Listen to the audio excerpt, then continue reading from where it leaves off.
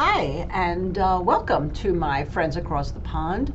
Market sure has gotten a little bit interesting, so I thought we would start with looking at the economic modern family created by moi, Michelle Schneider, Mish at MarketGauge.com. So what you're looking at right here are the weekly charts, and I think I showed them to you last time because what's so interesting is that you have not all, but most of them trading above the 50 and the 200-week moving averages. You have the negative slope on the 50-week moving averages, and yet you also have some clear outperformers versus what could possibly be flashing warning, just like we talked about. So to follow through, we're going to start here with the retail sector, and of course this is my granny retail. And what's interesting and what strikes me at this point with all of the news, Powell testifying, not that I really would have expected him to say anything that we haven't already heard, but also we have jobs numbers coming out Friday in the States, and then next week CPI. Consumers have been hanging tough, even though we've obviously seen stress from the peak that we saw back in early February. We're having an inside week to last week, which makes a lot of sense. So that kind of also makes it sort of easy that if you look at the range from the week before, the high was 67.47, the low was 64.98. That tells you 64.98 not only breaks down under the 50-week if we happen to close below there, but it probably means that under 64, which would be the next stop, we're going back into a negative phase. It would be a distribution phase. And also it would mean probably a lot of pressure that all the talk about the consumers being strong, not necessarily true, particularly XRT, which covers a nice breadth between e-commerce, brick and mortar, and then various types of consumerism. If we move over to IWM, Grandpa, this obviously has also held above both of the moving averages, putting it in a weekly bullish phase, is also having an inside week, although it doesn't look as pretty as Grandma's. And so again, we have to look at the range of last week, and that low would be 186.12, and the high would be, let's just round it up to 192. So as long as we're in the middle of this range, even if it breaks down under last week's low, we still have obviously support all the way down to around 182. So when we talk about a range-bound market, you can see what's happening. We get closer to support and the buyers come in. We get closer to resistance and the sellers come in. And if that frustrates you, it should, but it also has to prepare you for not chasing rallies for too long, or what we call trim and tail, and certainly not getting too bearish at the lows. Now, of course, biotech, we talked about, had broken down. What's interesting here is that we're getting two inside weeks. So it had this huge move lower a couple of weeks ago, and now it's in consolidation mode within that range. So when you have two inside weeks, you look to the second week for the range to break. So that puts us in a situation now where if we can get back over, say, 131, that would obviously be a positive. We'd have to get through this 200-week up here. And if we break down, let's just call it an even 126 because of the 50-week moving average, biotech is going to take another sharp move lower. And that doesn't necessarily have much effect on the market because we've seen biotech trading in its own universe, but it certainly tells us that not only are we possibly going into a tougher economic time because biotech is speculative, cyclical and non-cyclical, in that non-cyclical means that generally it can withstand recession, but also cyclical because obviously R&D and hiring is much greater in a better economic time. Now, semiconductors continues to be the star. And if you're looking at the board today in the US, you're seeing stocks are up that are in the chip space, like Advanced Micro Devices, NVIDIA. But one thing I know for sure is if the rest of the market falls, semiconductors can only hold up for so long. However, they would be probably one of the first places you might want to look on any kind of substantial dip. So at this point now, we have the 50-week way below at 222. If we don't get there, let's say we get down to around 230, and when we look at the SPY, that also stabilizes back down at around, let's say, 3,800, 3,900, then maybe that would be an opportunity. But one thing I would say to you right now is looking for opportunity amongst all this volatility could get you chopped up. So it's good to be patient. At least what we're seeing here in our economic modern family is telling us that we're smack dab in the middle of the range, the big range that we established in early February, and it's a very uncertain market at this point. And the other stronger performer, of course, is transportation. And if you look at an ETF like JETS, which includes a lot of the airlines, they're still doing well. So here's where consumerism has actually held up, and that's really been in the travel and leisure space. And so again, would I be a buyer right here? No. Would I almost at this point prefer to see new highs to get excited? Yes. Or another dip down to around 225 area, even 225, figure 227. And then maybe would take a bit of a bite there out of some of the transportation stocks. And the weakest one, the one that is really concerning the most here, are the regional banks. So regional banks are important because they're really the habits of people within more rural communities within the United States as opposed to the big banks. So in this particular scenario right here, what we're seeing is, first of all, people aren't depositing money in savings accounts, partly because they've been using a lot of the money to run up credit card debt, but also possibly because the interest rates that banks are giving you on savings accounts are not competing right now with CDs, for example, which are giving about 5%. So the banks may be forced to raise the interest rates that you receive on depositing money, in which case, of course, then they're going to affect the bottom line for bank profits. And we know how hard that is for our prodigal son to admit that maybe they've been overzealous. They always come crawling back for forgiveness.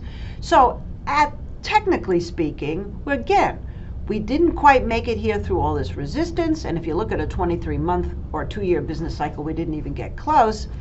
And now we have the threat of this 200-week moving average, which was under siege in December, had the nice pop.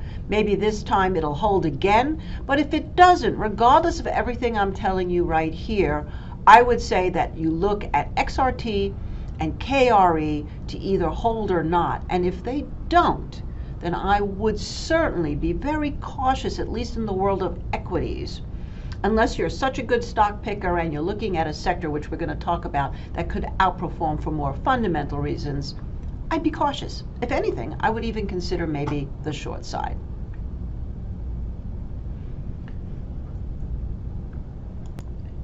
I also want to show you the S&P 500, and I like to do it on my TradeStation chart because I get the 4 time frames all at once. So here's that 23-month that I keep talking about that it got right up to and failed. Because yes, we're not in a growth cycle. We're still in, as far as I can see, heading towards a stagflation environment. We still have that strong jobs report, but nonetheless that we know could change, especially when you hear announcements over and over about big companies like Meta laying people off.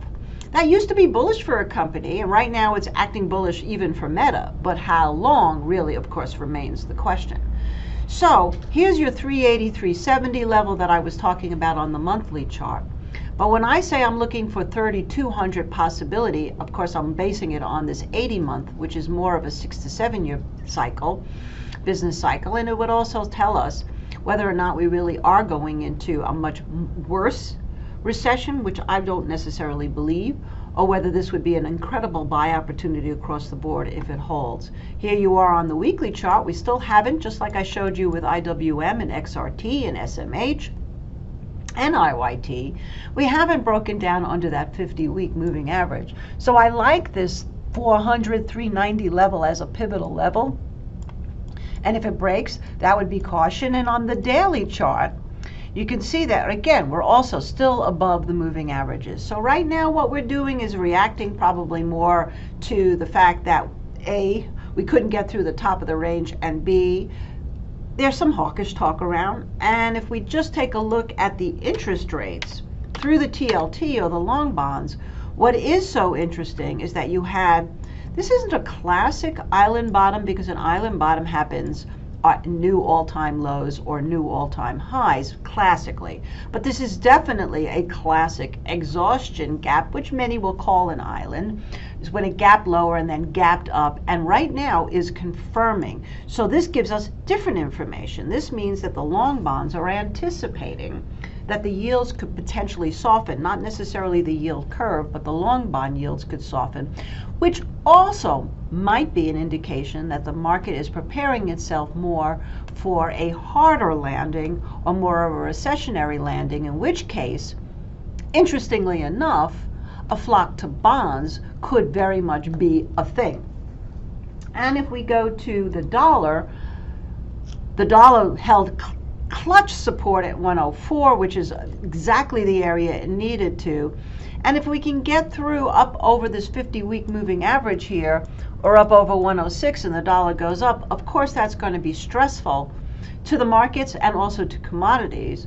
But at the same token, it also means that in the face of everything that you're hearing in terms of the dollar potentially being under siege with BRICS and all of the rest of it, China and Russia, the dollar is still, the United States and its bonds still are the safety play until that changes.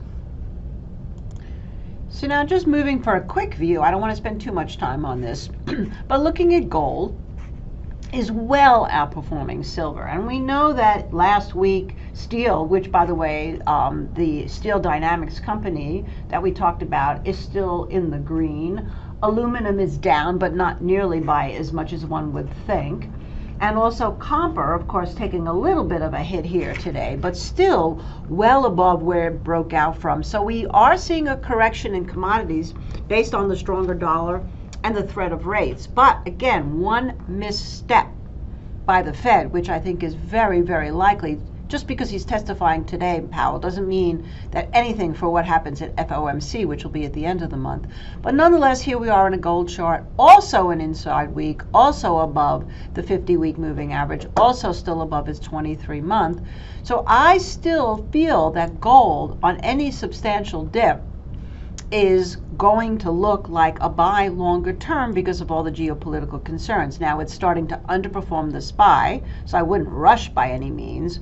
And we can see in our momentum indicator or real motion, which is our stock charts ACP plugin, we've failed the 50-day moving average. So it's not like I would say run in and buy now, but I would certainly think if we get anywhere near the 165 to 167 level and show any signs of promise and consolidation, particularly if this holds up against the SPY, that would be your opportunity in gold. So since people are looking at some other buy opportunities, let's talk about one that I talked about last week, and I'm going to give you a couple of other commodities and some equity picks. So here's our natural gas. So natural gas, this is a weekly chart. Let's go to a daily chart here. And on the daily chart, this is so typical of natural gas, right? Just gaps. But what's so interesting to me about this is that I talked to you and I said that it needed to hold 840 as its first place. Yesterday's low was 837 and now it's up a little bit. And 8 was the ultimate support. This was after it made its big move when it cleared 9 and looked like it was going to go. But you can see that this 50-day moving average is extremely important. This is why I love to talk about phases. So right now we're still in a bearish phase. We had a nice big pop with a correction. Now what you want to see is this gap to be filled to 925. If it fills the gap to 925, I think you have a pretty good risk to under the low of 837. And then you can see if it's got more fumes. Right here, right now, I would probably do, like everything else, kind of be a little bit more patient. And momentum is broken down back under the 50-day moving average, but then again, it's still in a stronger position compared to its price. And the other commodity I want to show you here is one that I'm actually going to be covering, which is corn. Now, this is not futures, this is corn ETF. But nonetheless, this day right here was what we call a bullish reversal pattern. It makes a new 60-plus day low, and then it closes within the top 25% of the day range. It took out the high here last week and now is trading below it. But nonetheless, this to me, if you look at it and you blow this up a little bit, there's a little teeny bit of a gap here to 25.48. If corn can get through 25.50, you have a really good risk to underneath this low of 24.83. Give it a little fudge. And that's actually, if you can get essentially a 70-cent risk in this corn, which has an ATR, I believe, at about 60 cents maybe. I'll have to take a look. Hold on. I'm going to look right now. Corn's ATR, excuse me, is actually 34 cents. So you basically would be getting a 2 ATR risk, which is what we like to look at. Then again, this would be something, as we're getting into seasonals and growing season, any natural disaster, any geopolitical stress would send this flying. Now, right now, again, patience has to get back over the performance on the SPY, and yet it did have a mean reversion. It just hasn't gone far enough yet. And the other commodity that I'd like to show you is one that I've shown you so often. And in the face of everything going on as I'm talking to you, there is sugar represented through cane, and this is the ETF. And right now, we could see a reversal here at the Bollinger Band if it cannot close above it. That's happened before. But right now, we're so well outperforming, and we certainly haven't had a mean reversion in the Bollinger Band on the momentum indicator. We're still underneath it. So I wouldn't necessarily be chasing it here, but what I am looking at is the information this is providing, that regardless of what's going on, sugar's on its own tear. Okay, so let me give you 3 stock picks that I would be looking at this particular time from 3 different sectors. So the first one is Rumble On, and basically I've been doing a lot of research into the entertainment field and what could possibly take off, but it has to be sports and entertainment more involved with global situation. Like, for example, in the United States, The Rock has started XFL, but that's really a United States thing. So I was looking for things that are more global. And Formula One, for example, is another great indication of a stock. It made a huge move last week and, of course, is selling off with the market. But I also wanted to look at this Rumble On, and you can see, because what are going to be global? Soccer, fights, race car driving, particularly Formula One driving. Those are the 3 that come to mind immediately. So in the Rumble One, we're not quite there yet, but I want you to write this down as a potential trade, because first of all, it looks like it could easily, if it holds green, take the leadership role against the SPY. On a momentum basis, it cleared the 50-day. It's sitting right on the 200-day. So the momentum is certainly in a divergence because it's above the 50, where here the price is below the 50. So that kind of makes it simple, right? Sometimes simple is the best. And the best thing you could do right now is look for 2 closes above the 50-day moving average, which also happens to be above today's high. So I would say you get 2 closes above 840. Again, your risk does not have to be great. You could really basically look at the most recent low, would be about under 780. And in this situation, if you can get a move over 840, this could be something you can hold on to for a while, obviously if you don't get stopped out. Looking at your first target somewhere between 10 and 1025 to trim and tail. So that's number 1. Number 2 is actually a country fund. Now, I'm really early with this, but sometimes these sleeper trades really pay off. And of course, as long as I can come up with a good momentum divergence reason, I don't mind. Now, number 1 is this had a new 60-day low. This is what we called a brick wall bottom. The other was a glass that I showed you in the TLTs, because this one had a 2-day bottoming pattern and then the gap. So that makes the risk really super easy. 11.16 should hold, so I'd have a stop somewhere under here. Now, Vietnam has one of the strongest economies, but it's feeling the pinch a little bit in real estate, and obviously nothing will survive a major global recession. But I still think that this is actually really super undervalued. You can see it's flirting with leadership with the SPY. As I just mentioned to you, it's close to the 50-day moving average, but hasn't quite cleared it. So again, a little bit of teeny patience here, but I kind of like this above 1170. And if we can get through 1170, like I said, I'd probably give it a little room to under 11 and see where this one goes. The third one is actually more in the defense area. And this is Northrop. Now again, this 50-day moving average versus the momentum versus the leadership is so interesting to me because, again, talk about a one-day pattern. Here you go. This was a classic last wall. New low, closes near the 25%, never takes out this low, does all this work, and now you can see that it's trying very hard to do something here. It is outperforming the SPY.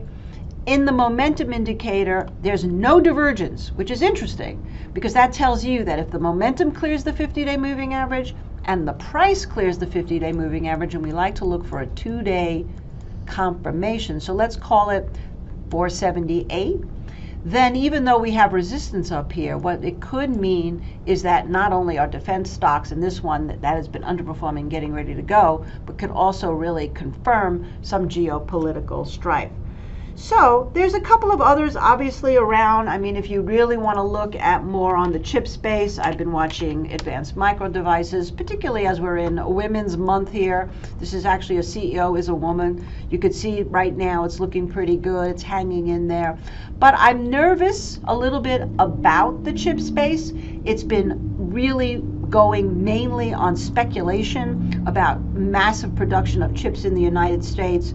Assumption nothing happens with China and Taiwan, and also based on the fact that this is interest rate sensitive, obviously in this particular area, that the interest rates are not going to kill this. But nonetheless, 75 is your rock bottom low, and you can see we're doing all this work here. I would say basically we can get through 83.50. If you wanted to play in the semi space, that might be where I go. Okay, that's it for now. Thanks so much for watching. You all have a great weekend. This is Mish signing off. Bye.